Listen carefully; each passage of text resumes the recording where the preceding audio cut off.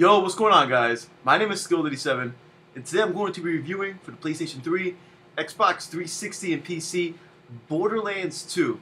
Now, if you have not played Borderlands 1, you are missing out on one of the best co-op experiences this generation. And yes, that is my girlfriend behind me, hiding behind the teddy bear she has named Hector after me. Say hi. Hi. Okay. So, if you have not played Borderlands 2, I highly suggest you play Borderlands 1. It is free on the PlayStation Network, PlayStation Plus. If you have PlayStation Plus, it is one of the free games you get to download right now. And if you want to buy it on Xbox, you can download it via Xbox Live for about $30, or go to the, your local Best Buy and get the Game of the Year edition, and you'll get all the DLC, and all the DLCs are great for like $15-20. I highly suggest you experience Borderlands 1 with your friends. To this day, Borderlands 1 is still a very highly played game on the Xbox 360, PC, and PS3 because it is one of the few games that does co-op at such a high level. It's ridiculous. Borderlands is designed from the ground up to be a co-op experience. Everything about the game screams co-op.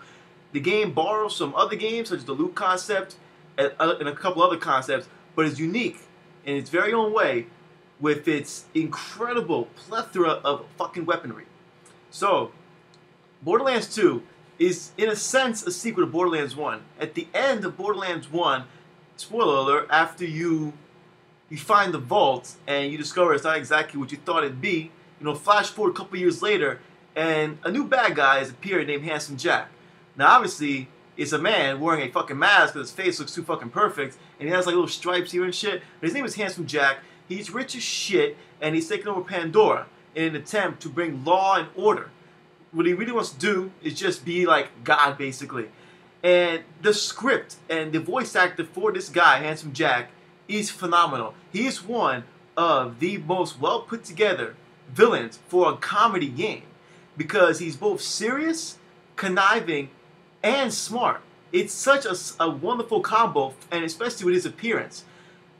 The world of Borderlands is the post-apocalyptic kind of setting, but littered with comedy, gore, gruesome, sexually explicit, and over-the-top what the fuck nonsense. Okay, you in the first game you had 4 Vault Hunters, all of which have made a return into Borderlands 2. You got 4 new Vault Hunters, each playing similar to the originals. The originals are well integrated into the storyline of Borderlands 2. What they did, they took the Borderlands 1 characters and made them very strong parts of the storyline. They redesigned their looks, they gave them better voice actors, and they have lots of character. This game, one of the best things I like about Borderlands is its strong attention to detail with the character presentation. I like all these characters. I like every single enemy. I like every single good guy. I like every single civilian. There is so much class and character in this game. It is outstanding. The script for everything is great. This isn't like Bulletstorm, where every other fucking word was dick and shit and fuck and whatever. Yeah, it was such a stupid game. This game, the script writers made sure to include clever, unique, sayings. Like, it's just, the shit they say is shit you would hear in the real. It's so well put together, nothing feels exaggerated, nothing feels forced. I love the script for this game. And it's comical. Yes. Like my character, when he throws in his turret, I play as the commando. He goes, "Hey, say hi to my fucking wife." Cool story, bro. Boom, bitch. It just sounds great. It doesn't sound fake or forced on. It just sounds excellent. So right from the get-go, I'm just going to tell you the storyline is charming, excellent, entertaining. The script is outstanding. The progression and everything about the story and the characters in general and the development is just wonderful. The sound effects are also great. From the ambiance, to the battle music, to the voice acting, even to the main menu screen, including Claptrap's annoying ass, the soundtrack, there's nothing wrong with it. Especially for this type of game. They got the soundtrack right. Nothing feels forced, nothing feels fake, nothing feels like it doesn't belong in the soundtrack.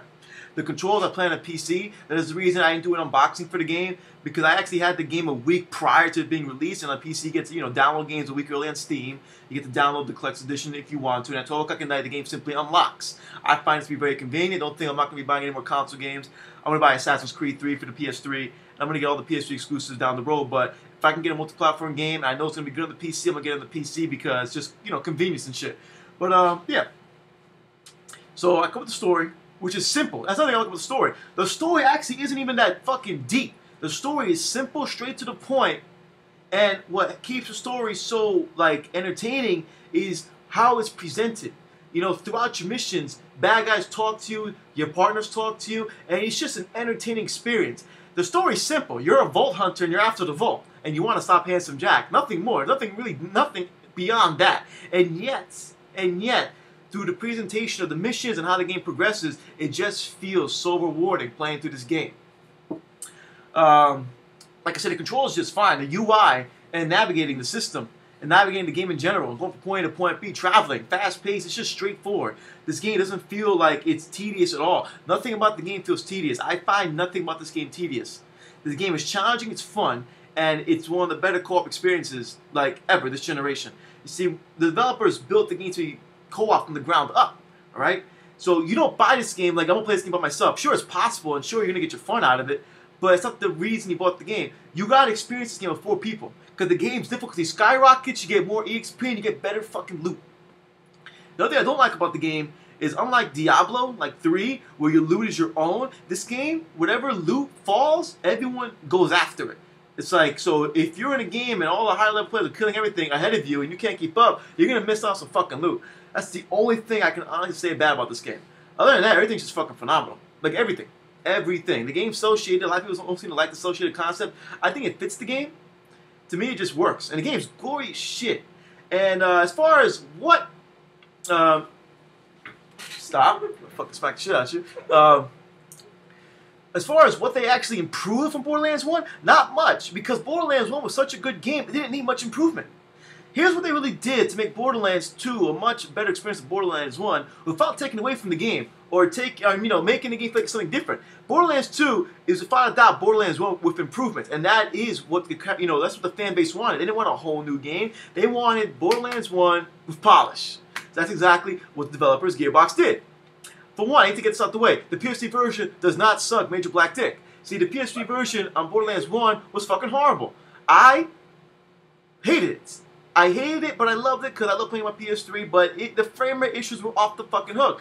I actually own both versions. I own the PS3 version of Borderlands 1 and for Xbox 360 also. My Xbox experience shitted on my PS3 experience. Gearbox actually came out with an open letter to the PS3 fan base that stated that we made sure the PS3 version does not suck the Major Black Dick, so I want to make sure that I asked everyone I know that owns the PS3 version how the game is, and they all said the same thing, that it's great, it runs smoothly. People on my Facebook have stated the PS3 version runs great. The bigger websites, some of them have stated the PS3 version does run well. You think you're cute, don't you? Are you fucking kidding me right now?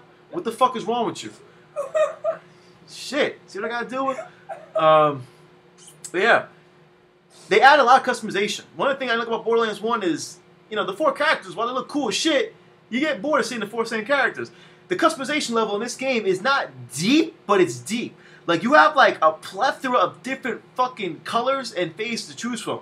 My main character, when he first starts off the game, looks like a typical white Caucasian dude.